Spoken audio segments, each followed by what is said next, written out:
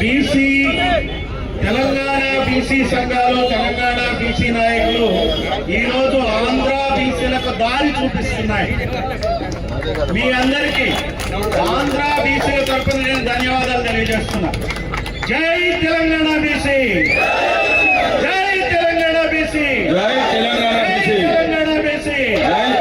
ఆంధ్ర బీసీలకు దారి చూపిస్తున్న తెలంగాణ బీసీలు జై జై జై జై. ఈ రోజున ఇక్కడ మీ అంతటా మీరు వచ్చారు, అసలు మీకు ఏం చెప్పక్కర్లా. బీసీ వాదం పూర్తిగా తెలంగాణ పల్లెపల్లెల్లో ఉంది. ఇక దానికి ఎవరికేం చెప్పక్కర్లా. కళ్ళు మూసుకుంటే నిద్ర నటిస్తే వాళ్ళకే నష్టం. అటు బీజేపీ కాదు, ఇటు కాంగ్రెస్ కాదు, అటు బీఆర్ఎస్ కాదు. నేను ఒకటి చూసా ఈరోజు పత్రికల్లో, జూబ్లీ హిల్స్ ఎలక్షన్స్ గురించి అందరం మాట్లాడుతున్నారు. ఇక్కడ ఒక బీసీ అభ్యర్థి గురించి బీఆర్ఎస్ నుంచి వచ్చిన కామెంట్ ఏంటంటే, రౌడీ షీటర్లకి ఈ నియోజకవర్గం అప్పచెప్తే నియోజకవర్గం పాడైనది. ఎవరు అక్కడ అభ్యర్థి? బీసీ అభ్యర్థి. బీసీ సంఘాలు ఇది గమనించాల. కానీ బీసీల సమస్య మీద 42% రిజర్వేషన్ మీద ఇంతవరకు ఒక్క ప్రకటన అయినా బీఆర్ఎస్ నాయకుడు కేసీఆర్ నుంచి వచ్చిందా? మరి అన్యాయం. నవీన్ కుమార్ యాదవ్ కాంగ్రెస్ అభ్యర్థి, కానీ బీసీ. ఆయన మీద కామెంట్ మాత్రం రౌడీ షీటర్ అని చెప్పేస్తే అది ఎంత అన్యాయం చెప్పండి. అలానే గత 2014 వరకు కాంగ్రెస్ పాలించింది. 1947 నుంచి 67 సంవత్సరాలు, మధ్యలో 5-6 సంవత్సరాలు కాంగ్రెస్ పాలించలేకపోయింది. 67 సంవత్సరాలుగా కాంగ్రెస్ చేయలేండి. ఓడిపోయేటప్పటికి మూడోసారి బీజేపీ గెలవటంతో చావు తొలితేటలు వచ్చినాయి కాబట్టి ఇప్పుడు బీసీలు గుర్తుకొచ్చారు. సరే, వాళ్ళు ఏదో చేయాల్సిన కార్యక్రమం వాళ్ళు చేశారు. 42% రిజర్వేషన్లు అనేది తెచ్చుకున్నారు ఒక ప్రాతిపదిక. మరి ఇప్పుడు బీజేపీ ఏం చేస్తుంది?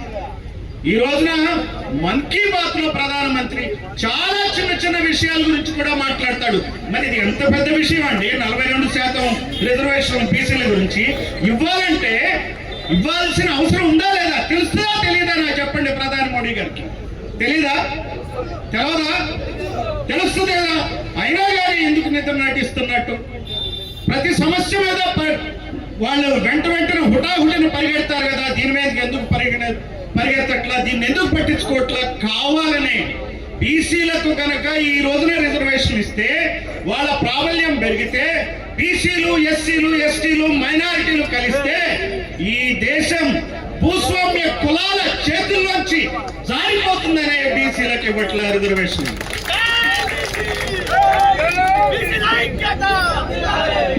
ఈ రోజున మన అదృష్టం ఏంటంటే తెలంగాణలో మరి ఈ రోజున ఇంతమంది నాయకులు ఈ రకంగా బీసీ సంఘాలు రావటం, చేయటం అనేది బీసీల యొక్క అదృష్టం.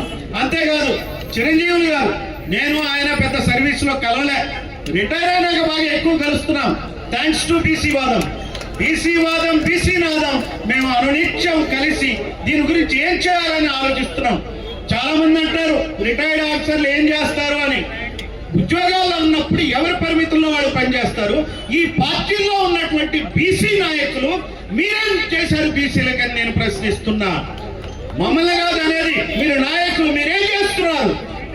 తర్వాత ఈ మీటింగ్ అవును తర్వాత ఈ రోజు ఇంకొక అదృష్టం, న్యాయ కోవిదుడు జస్టిస్ ఈశ్వరయ్య గారు ఈ యొక్క ఉద్యమంలోకి రావటం చాలా గొప్ప విషయం. వారికి మనం అందరం ధన్యవాదాలు తెలియజేయాలి. ఇదే కాకుండా కాంశీరాం సూత్రం, మేమంతో మాకంతా. ఇప్పుడు మన దగ్గర ఇక్కడ కొత్త నినాదం విన్నా, మంచి నినాదం, మీరెంతో మీకంతా, మీరెంతో మీకంతా. సో మేమెంతో మాకంతే నినాదంతో, కాంశీరాం సూత్రంతో ఈ రోజున తెలంగాణలో బీసీ, ఎస్సీ, ఎస్టీ ప్రజల్ని కలుపుతూ ముందుకెళ్తున్నటువంటి నాయకుడు విశారదన్ గారు కూడా రావడం చాలా గొప్ప విషయం. ఈ